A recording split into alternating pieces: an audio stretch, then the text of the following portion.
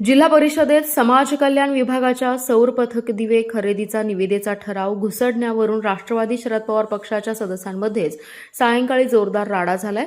जिल्हा परिषद अध्यक्षांनी स्थगित केलेल्या सौर दिवे खरेदीच्या निविदेचा फेरविचाराचा ठराव बेकायदेशीरपणे समाज कल्याणच्या सभेत घुसडल्याचा आरोप करत सदस्या वर्षा कांबळे यांनी समाज कल्याण अधिकाऱ्यांच्या दालनासमोरच ठिय्या मारला। भाजप गटनेते आशिष जाधव यांनी पाठिंबा देत आंदोलनात सहभागी झाले।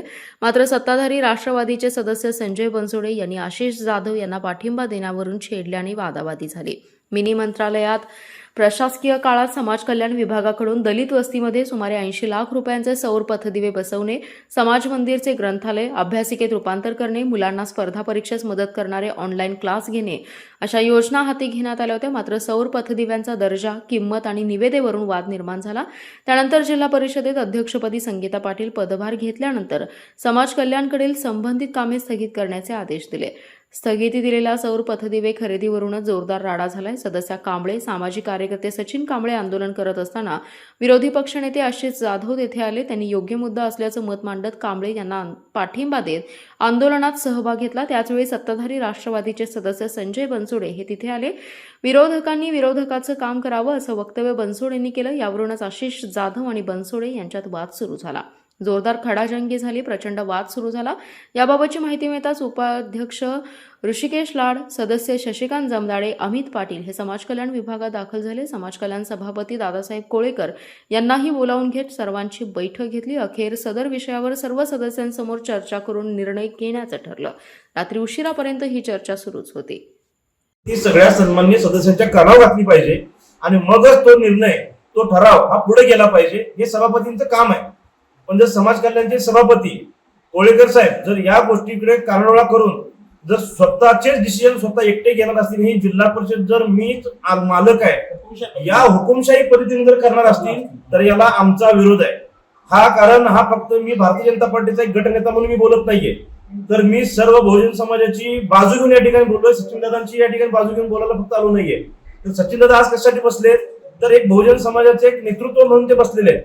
तर मला या तुमच्या माध्यमातून एक विनंती आहे, अध्यक्षांनी ज्या निवडणुका झाल्यानंतर ज्या प्रशासक काळामध्ये ज्या गोष्टी घडलेल्या आहेत, ज्या प्रमा दिलेल्या आहेत, कार्यारंभ दिलेले आहेत, त्या गोष्टीवरती स्टे दिला। अध्यक्षांचं परिपत्रक आहे, म्हणजे हा थोडक्यात अध्यक्षांचा सुद्धा मोठा अपमान आहे। जिल्हा परिषदेच्या अध्यक्षांचा ज्यावेळेला अपमान होतो त्यावेळेला आम्हा सदस्यांचा काय सगळ्यांचा अपमान आहे, हा ग्रामीण भागातल्या सर्व लोकांचा अपमान आहे। त्याच्यामुळे माझी आपल्याला विनंती आहे की ज्या कामावरती अध्यक्षांनी स्टे दिला त्या कामावरचा स्टे उठवण्याच्या संबंधित समाज कल्याण विभागामध्ये सभापती महोदय जर चर्चा न करता जर ठराव करत असतील आणि सूचक आणि अनुमोदक हे दोन महत्वाचे तिथं पैलू असताना सूचक आणि अनुमोदकांना माहिती नाही की ठराव कशा पद्धतीचा आहे, काय गोष्टीचा करतोय आपण, त्या सूचक अनुमोदकांची नावं टाकलेली आहेत आणि त्यांच्या नावाने ठराव मंजूर केलेला आहे आणि तो ठराव मंजूर करून आता पुढची प्रोसेस करतायत। याला आमचा विरोध आहे। सूचक आणि अनुमोदकांना आम्ही विचारलं तर सूचक आणि अनुमोदकांना पण हे माहिती नाहीये। याचा अर्थ हुकुमशाही चालवले। जर ही हुकुमशाही असेल तर ही चुकीची आहे। त्यामुळे आम्ही सरळ सरळ सांगतोय की अशा सभापतींनी राजीनामा द्यावा। अजून बरेच कार्यतत्पर आणि कर्तबगार आमचे समाज कल्याण सभापती होण्यासारखे बरेच नेतृत्व या ठिकाणी आहे जिल्हा परिषदेमध्ये। माझी विनंती आहे की जर समाज कल्याण सभापतीने जर वाटत असेल की जर आपण सर्व सदस्यांना साईडलाईन करून जर आपणच निर्णय घ्यायचे आणि आपणच या जिल्हा परिषदेचा मालक व्हायचा, तर आमची विनंती आहे की तुमच्या माध्यमातून की त्यांनी राजीनामा द्यावा आणि याच्यातून बाजूला व्हावं। दुसरे सर्व समाजांना एकत्रित करून गावगाडा चालवणारे बरेच नेतृत्व करणारी माणसं या ठिकाणी आहेत। त्यामुळे जिल्हा परिषद सदस्य आमचे हे गावगाडा चांगल्या पद्धतीने चालवतील, यात कुठली शंका नाही।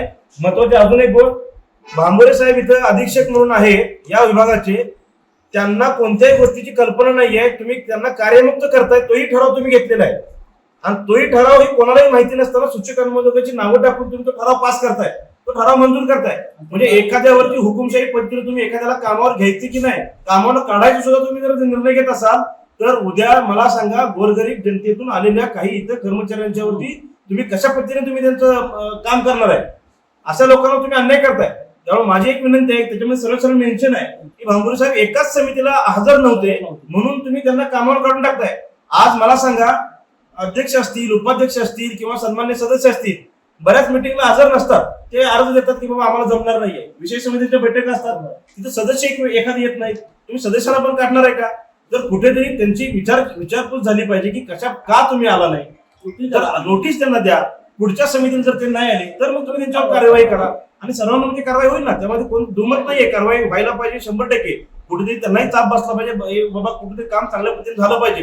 पण लोकांना न माहिती होता तुम्ही जर अशा पद्धतीची हुकुमशाही जर समाज कल्याण विभागात करत असाल तर याला आमचा विरोध आहे. समाज कल्याण विभाग हा वंचितांचा, दलितांचा, बहुजनांचा विभाग आहे आणि जर या गोष्टी जर आमच्या इथून जर चुकीच्या पद्धतीने होणार असतील सचिन दादा तर आम्ही हे चालवून देणार नाही. याची त्वरित चौकशी झाली पाहिजे, याची माफी मागितली पाहिजे समितीच्या समोर, सभागृहाच्या समोर आणि त्याच्यानंतर ह्याच्यातून तोडगा निघाला पाहिजे.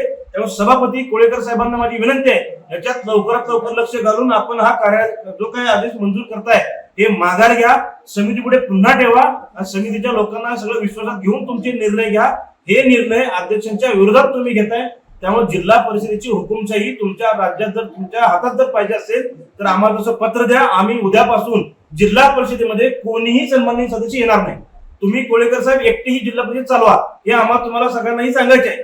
त्यामुळं एकच आहे, तुमच्या माध्यमातून विनंती आहे की ह्याच्यावर लवकरात लवकर तोडगा काढा. आमचे सन्माननीय सदस्य कांबळे या ठिकाणी उपोषणाला बसले. जिल्हा परिषदेच्या स्वतःच्या या घरामध्ये जर त्यांना त्यांच्या समाज कल्याणच्या दालनाच्या बाहेर जर उपोषणाला बसायची वेळ येत असेल तर आमच्यासारख्या सदस्यांनी काय करायचं, सर्वसामान्य जनतेने काय करायचं, वंचित, दलित आणि बहुजन समाजातील लोकांनी काय करायचं.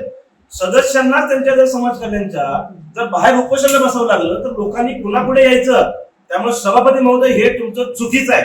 सभापतींनी राजीनामा द्या, त्वरित राजीनामा द्या आणि या सभागृहाची, सन्माननीय सदस्यांची आणि अध्यक्षांची माफी मागा. सर्व समाज कल्याण विभागाच्या अंतर्गत येणाऱ्या सर्व कर्मचाऱ्यांची माफी